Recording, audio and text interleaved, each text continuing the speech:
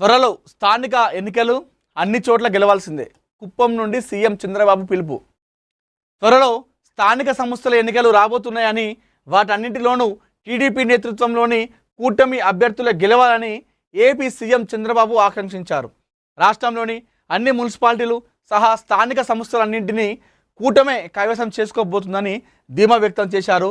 తెలుగుదేశం కార్యకర్తలకు సమాజంలో మంచి పేరు, గుర్తింపు ఉందని, దానికి భంగం కలిగేలా ఎవరు ప్రవర్తించకూడదని హితవు పలికారు. తన సొంత వర్గం కుప్పంలో పర్యటిస్తున్న సీఎం చంద్రబాబు మూడో రోజు పార్టీ శ్రేణులకు కీలక దిశానిర్దేశం చేశారు. ప్రజా సమస్యల పరిష్కారంలో పార్టీ యంత్రాంగం, ప్రభుత్వ అధికారులు, పోలీసులతో సమన్వయం చేసుకోవాలని సూచించారు. క్షేత్రస్థాయిలోని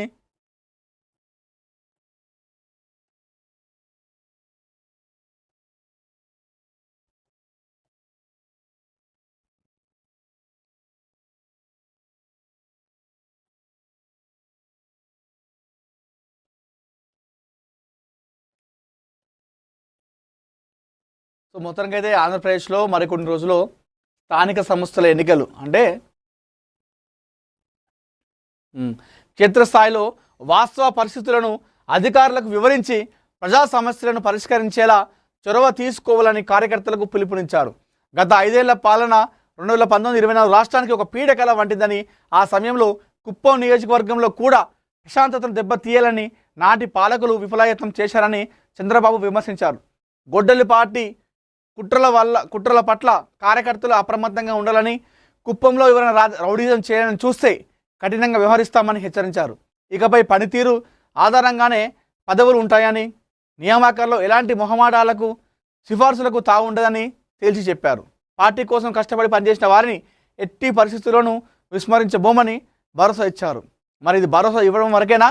మరి పార్టీ ఆ టైం వరకు ఇచ్చినాక వచ్చిన తర్వాత లాబింగ్ చేసుకొని వేరే పార్టీ నుండి వచ్చిన వాళ్ళకి టికెట్లు ఇస్తారా?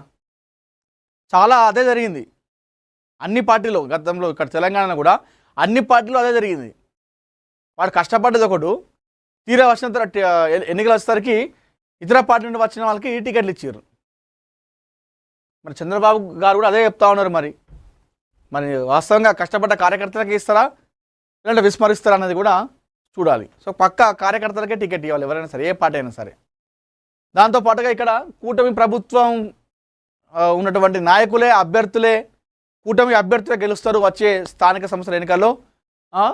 అన్నీ మనమే గెలవాలని చెప్పేసి చెప్తా ఉన్నారు. మరి ఇందులో ఈ స్థానిక సంస్థల ఎన్నికల్లో అయినా అటు కూటమిలో ఉన్నటువంటి BJP, Janasena, TDP. So BJP అంటే థర్డ్ ప్లేస్లో అనుకోండి అక్కడ ఆంధ్రాలో, టీడీపీ, జనసేన. మరి ఇప్పుడు టీడీపీకి ఎన్ని గ్రామ పంచాయతీలు ఇస్తారో, అభ్యర్థులు గెలిచే విషయంలో సర్పంచ్ అభ్యర్థులను నిల్చోబెడతారో, మరి జనసేనకు కూడా అంతే మందిని నిల్చోబెడతారా అనేది కూడా చూడాలి. లేదంటే ఏదైతే గత ఎన్నికల్లో వాళ్ళు ఇన్ని నిల్చొని, లేదా జనసేనకు 21 ఇచ్చినట్టు మరి ఇందులో కూడా ఏదైనా తక్కువ చేస్తారా?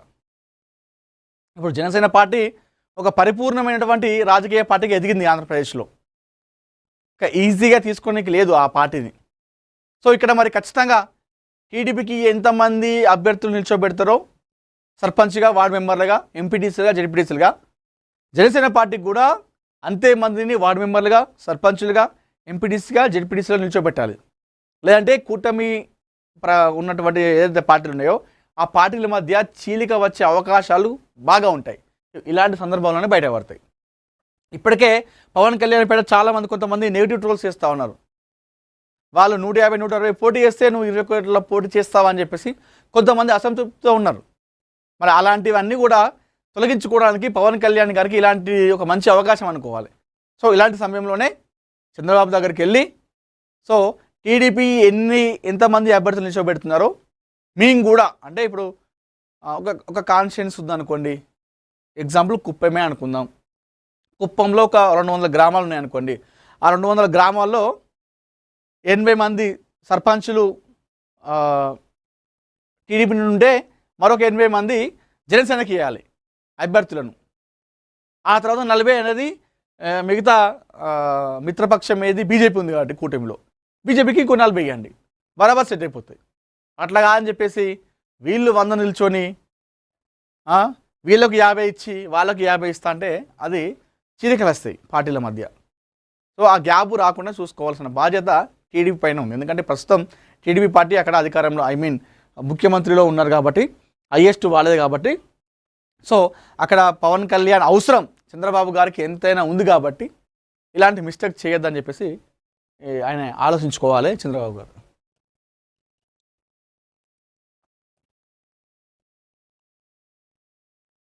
రేవంత్ లేఖాస్త్రం, మెట్రోపై భేటీ నిర్ణయాలు అమలు కావట్లే, కేంద్ర మంత్రులు ఖట్టర్ కిషన్ రెడ్డిలకు సీఎం లేఖలు. ఎస్బీఐ క్యాప్స్ నియామక ప్రక్రియను తక్షణమే పూర్తి చేయాలి. ముఖ్యమంత్రి రేవంత్ రెడ్డి మరోసారి లేఖాస్త్రం స్పందించారు.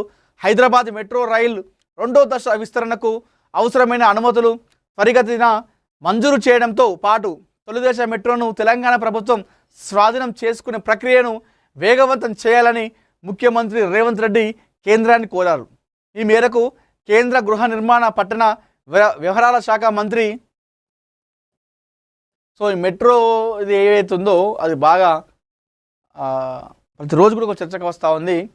మనోహర్ లాల్ ఖట్టర్ కేంద్ర బొగ్గు గనుల శాఖ మంత్రి జి కిషన్ రెడ్డికి విడివిడిగా లేఖలు రాసి ప్రాజెక్టు పురోగతిపై వ్యక్తిగతంగా జోక్యం చేసుకోవాలని విజ్ఞప్తి చేశారు.